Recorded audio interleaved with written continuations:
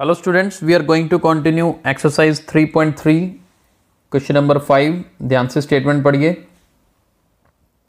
The measures of two adjacent angles of a parallelogram are in the ratio 3:2. Find the measure of each of the angles of the parallelogram। सबसे पहले तो एक parallelogram बना लेते हैं हम। ये ध्यान से देखिए।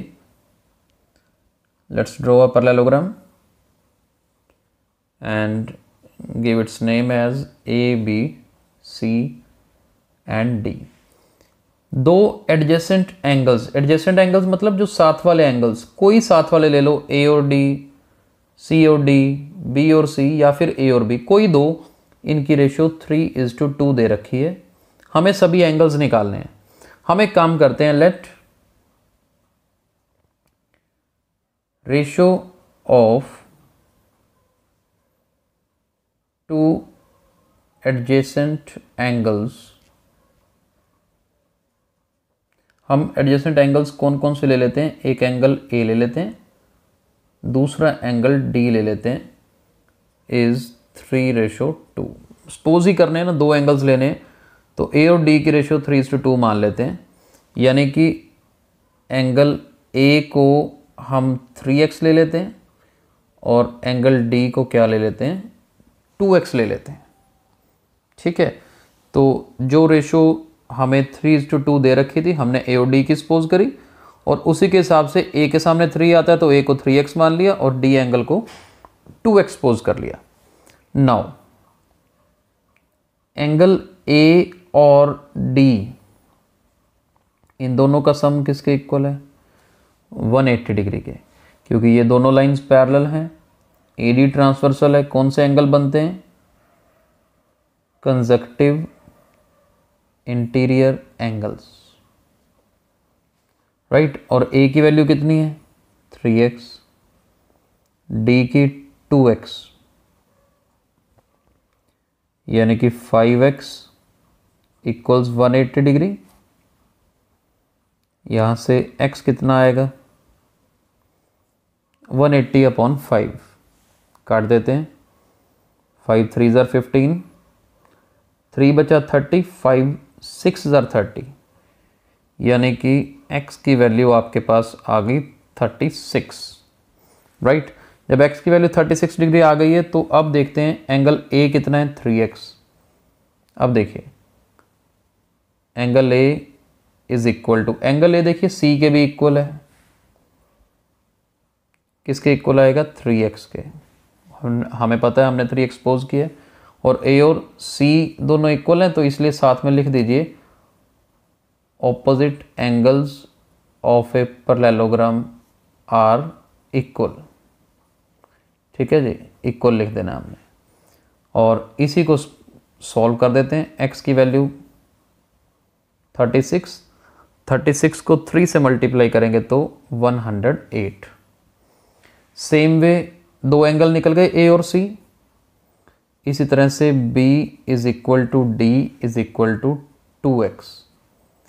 x की वैल्यू 36 फिल करेंगे तो आंसर कितना आएगा? 72। यानी कि a और c 108, b और d 72। तो चारों एंगल हमें निकालने थे। ये बोला था ईच एंगल निकालो, तो हमने चारों एंगल्स निकाल दिए हैं, right. Let's move ahead to question number 6। चलिए 6th क्वेश्चन स्टेटमेंट रीड करिए। Two adjacent angles of a parallelogram have equal measure, find the measure of each of the angles of the parallelogram. Same kind of question, parallelogram बना लेते हैं ABCD। अब दो adjacent angles का measure same दे रखा है। अगर A x है तो D भी x है। कंसेप्ट यही सेम ही यूज होगा। हम करते हैं कि let angle A is equal to angle D is equal to x, क्योंकि दोनों सेम दे रखे हैं। और एंगल A प्लस D किसके इक्वल होता है? अभी अभी किया 180 degree. Reason conjunctive interior angles, ये भी x, ये भी x, यानी कि 2x इक्वल्स 180, यानी कि x की वैल्यू 90।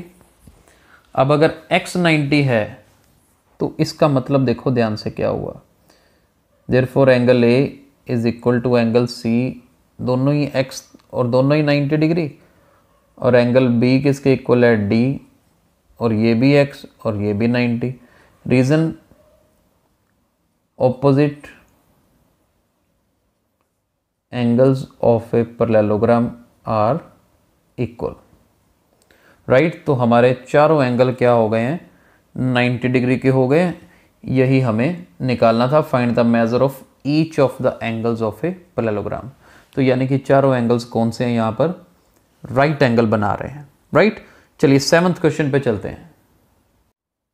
चलिए 7th क्वेश्चन देखिए, डायग्राम हमारे सामने है HOPE, this is a parallelogram, this angle is given as 70, this one is 40, we need to find x, y and z। हमें ये वैल्यूज़ निकालनी है। प्रॉपर्टीज़ हमने कर रखी हैं, वही सेम प्रॉपर्टीज़ यूज़ होंगी। सबसे पहले यहाँ पर ध्यान से देखिए, ये y जो है 40 होगा, सीधा क्लियर हो रहा है यहाँ पर। y 40 क्यों होगा, अल्टरनेट इंटीरियर एंगल्स। तो सबसे पहले तो हम इसी चीज़ को पकड़ते हैं यहाँ से, ताकि y की वैल्यू जो सामने नज़र आ रही है, लिखना कैसे है ध्यान से देखिए। यहाँ पर हम स्टार्ट कर सकते हैं, सिंस पैरेललोग्राम है ना, since PO is parallel to EH, PO is parallel to EH and PH, थोड़ा प्रॉपर लिखते हैं, PH is a transversal. Concept पढ़ा होगा आपने, अगर नहीं पढ़ा है तो हमारे पिछले लेक्चर्स को जरूर देखो ताकि ये कंसेप्ट क्लियर हो। PO और EH दोनों पैरेलल हैं और ये PH जो है ट्रांसवर्सल है, तो इसका मतलब y किसके इक्वल होगा, 40 degree. Therefore y is equal to 40 degree. Reason alternate interior angles. यहाँ पर बल्कि एक स्टेप बीच में और लिखना चाहिए। क्या लिखना चाहिए, मैं यहाँ पर ऐड कर देता हूँ। अगर और स्टेप बाय स्टेप चले ना तो y का भी नाम लिखिए, क्या, HPO, angle HPO is equal to EHP, EHP। ये स्टेप लिखिए, प्रॉपर एंगल के नाम HPO is equal to EHP, alternate interior angles. और इसके बाद ये लिखने के बाद ये लिखिए, फिर लिखिए, अच्छा HPO का मतलब y, EHP का मतलब 40 डिग्री। तो y किसके इक्वल आ गया, 40 डिग्री के आ गया, राइट। y निकल गया हमारे पास। अब y निकलने के बाद देखिए, इधर से देखें तो EP और HO पैरेलल हैं, EP और HO दोनों पैरेलल हैं, EH ट्रांसवर्सल है। एक तो हमारे पास ये कंडीशन है। इधर से देखें तो EH और PO पैरेलल हैं और HO ट्रांसवर्सल है। तो मैंने क्या सोचा, यहाँ से इसका नाम एक दे देते हैं, लेट्स सपोज B दे देते हैं यहाँ पर। देखिए लिखना कैसे है, सिंस ये EH is parallel to PO and HB is a transversal, therefore ये एंगल है ना POB किसके इक्वल होगा, EHB के। ये दोनों एंगल इक्वल क्यों होंगे, they are corresponding angles. Proper concepts use करके करना है। अब POB की वैल्यू कितनी है, 70 डिग्री। EHB किसके इक्वल है, 40 डिग्री प्लस Z के। तो यहाँ से 40 लेफ्ट साइड में ले आओ, Z कितना आ जाएगा, 30 डिग्री, राइट। तो देखो Z 30 निकल गया हमारे पास। लिखने का स्टाइल देख लिया, कैसे पैरेलल लिखना है, कैसे ट्रांसवर्सल लिखना है। अब देखो EP is parallel to HO and EH is a transversal, है ना। तो ये angle PEH plus EH H O, इन दोनों का सम क्या होगा 180 डिग्री होगा। अभी अभी हमने यूज़ भी किया था, ये ऊपर लिख रहा हूँ मैं, कौन से एंगल्स हैं, conjunctive interior angles. Adjacent angles का सम क्या होता है 180 होता है ना, तो कंसेप्ट तो वही लगाया हमने। यहाँ से क्या बना जी, x plus 40 plus Z is 180 degree. अब जेड तो निकाल चुके हैं कितना 30, 40 में 30 ऐड करेंगे तो 70 बनेगा। इसको सॉल्व करेंगे, 70 उधर जाके माइनस होगा तो x की वैल्यू कितनी आ जाएगी 110 आ जाएगी, राइट। तो देखिए y 40 के इक्वल अल्टरनेट इंटीरियर एंगल से आ गया, 70 और इन दोनों का सम एंगल्स का मेजर इक्वल होगा, कोरिस्पॉन्डिंग एंगल्स, तो वहाँ से z निकल गया।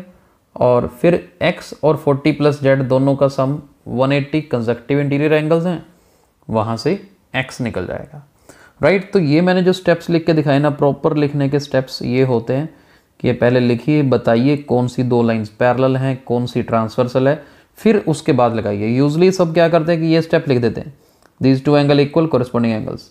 अगर आप ऊपर ये लिख दें तो पेपर में अटेम्प्टेशन बहुत अच्छी लगती है, एक लाइन लिखने में कोई फ़र्क नहीं पड़ता, बल्कि कंसेप्ट ज़्यादा क्लियर होते हैं, राइट। तो आज हमने 3 क्वेश्चन कवर किए, कल हम आगे कंटिन्यू करेंगे। Thank you.